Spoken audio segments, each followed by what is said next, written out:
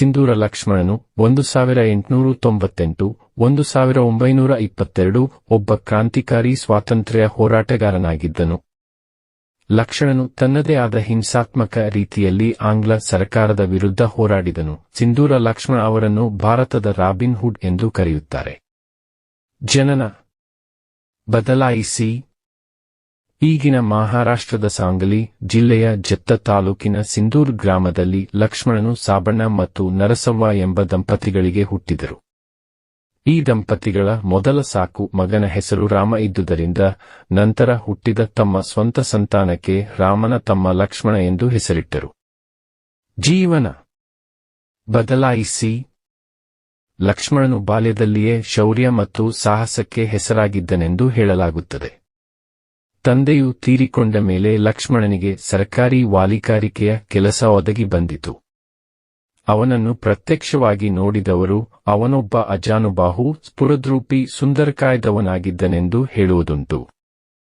ಅವನನ್ನು ಮಹಾಭಾರತದ ಭೀಮನಿಗೆ ಹೋಲಿಸಿ ಅವನು 10 ಅಡಿ ಗೋಡೆಯನ್ನು ನೆಗೆಯುವ ಸಾಮರ್ಥ್ಯ ಹೊಂದಿದ್ದನೆಂದು ಬಣ್ಣಿಸುವರು. ಸದಾ ತಲೆಮರೆಸಿಕೊಂಡು ಇರುತ್ತಿದ್ದ ಲಕ್ಷ್ಮಣನಿಗೆ ಪೊಲೀಸರು ಬೆನ್ನತ್ತಿದಾಗ ಓಡುವ ಕುದುರೆಯನ್ನು ಅವನು ಹಿಮ್ಮೆಟ್ಟಿಸಿ ಹತ್ತುತ್ತಿದ್ದನೆಂದು ಹೇಳಲಾಗುತ್ತದೆ. 1920 ರ ಆಸುಪಾಸಿನಲ್ಲಿ ಭಾರತದಾದ್ಯಂತ ಅಸಹಕಾರ ಚಳುವಳಿ ಆವರಿಸಿದಾಗ ಲಕ್ಷ್ಮಣನು ತನ್ನದೇ ಆದ ರೀತಿಯಲ್ಲಿ ಸ್ವಾತಂತ್ರ್ಯ ಹೋರಾಟದಲ್ಲಿ ತೊಡಗಿದನು.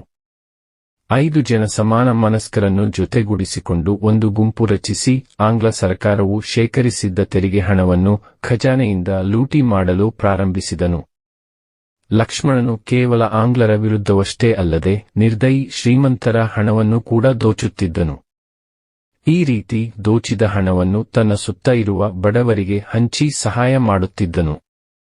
ಈ ರೀತಿ ಸಹಾಯ ಪಡೆದ ಜನರೇ ಲಕ್ಷ್ಮಣನಿಗೆ ಅಡಗುದಾಣ ಮತ್ತು ಊಟದ ವ್ಯವಸ್ಥೆಯನ್ನು ಒದಗಿಸುತ್ತಿದ್ದರು. ಲಕ್ಷ್ಮಣ ನಿಜವಾಗಿಯೂ ಬಡವರ ಬಂಧುವಾಗಿದ್ದನು. ಆದರೆ ಅವನು ಆಂಗ್ಲ ಸರ್ಕಾರಕ್ಕೆ ತಲೆನೋವಾಗಿದ್ದ ಕಾರಣ ಸರ್ಕಾರ ಅವನ ವಿರುದ್ಧ ವಾರಂಟ್ ಹೊರಡಿಸಿತ್ತು. ಈಗಿನ ಬಾಗಲಕೋಟೆ ಜಿಲ್ಲೆಯ ಬೀಳಗಿಯ ಹತ್ತಿರದ ತೆಗ್ಗೆಯ ವೆಂಕಪ್ಪಗೌಡರಿಗೂ ಮತ್ತು ಲಕ್ಷ್ಮಣನಿಗೂ ಗೆಳೆತನವಿತ್ತು. ಲಕ್ಷ್ಮಣನಿಗೆ ಗೌಡರು ಸಹಾಯ ಮಾಡುವುದನ್ನು ಅರಿತ ಆಂಗ್ಲರು ಗೌಡರಿಗೆ ಸಂದಿಗ್ಧತೆಯಲ್ಲಿ ಸಿಲುಕಿಸಿ ಲಕ್ಷ್ಮಣನನ್ನು ಸೆರೆ ಹಿಡಿಯುವ ಅಥವಾ ಕೊಲೆಗೈಯುವ ಅನಿವಾರ್ಯ ಪರಿಸ್ಥಿತಿಯನ್ನು ನಿರ್ಮಿಸಿದರು. ಲಕ್ಷ್ಮಣನ ಜೊತೆ ಹೋರಾಡಿ ಗೆಲ್ಲುವುದು ಅಸಾಧ್ಯವೆಂದು ಅರಿತ ಗೌಡರ ವಾಲಿಕಾರರು ಅವನನ್ನು ಹತ್ಯೆ ಮಾಡುವ ಸಂಚನ್ನು ರೂಪಿಸಿದರು. 1922 ರ ಮಣ್ಣೆತ್ತಿನ ಅಮಾವಾಸ್ಯೆಯ ದಿನ ಲಕ್ಷ್ಮಣ ಮತ್ತು ಅವನ ಸಂಗಡಿಗರಿಗೆ ಔತಣದ ಭಿನ್ನ ನೀಡಿದರು. ಲಕ್ಷ್ಮಣನು ಊಟ ಮಾಡುವಾಗ ಮೊದಲೇ ಮರೆಯಲ್ಲಿ ಅವಿತು ಕೂತಿದ್ದ ಬಂದೂಕುದಾರಿ ಲಕ್ಷ್ಮಣನ ಮುಂದೆ ಕಂದೀಲಿನ ನಿಶಾನೆ ಮಾಡಿದ ತಕ್ಷಣ ಗುಂಡು ಹಾರಿಸಿದನು. ಮೋಸದಿಂದ ಗುಂಡು ತಾಗಿದುದರಿಂದ ವೀರ ಸಿಂಧೂರ ಲಕ್ಷ್ಮಣ ಹತನಾದನು. ತನ್ನ ತರುಣ ವಯಸ್ಸಿನಲ್ಲಿಯೇ ಹುತಾತ್ಮನಾದ ಲಕ್ಷ್ಮಣ ಜನರ ಮನದಲ್ಲಿ ಅಮರನಾದನು. ಸಿಂಧೂರ ಲಕ್ಷ್ಮಣನನ್ನು ಕರ್ನಾಟಕ ಮತ್ತು ಮಹಾರಾಷ್ಟ್ರದಲ್ಲಿ ಈಗಲೂ ಕೂಡ ಒಬ್ಬ ಜನಪ್ರಿಯ ಬಂಡಾಯ ನಾಯಕನಂತೆ ಜನ ನೆನೆಯುತ್ತಾರೆ.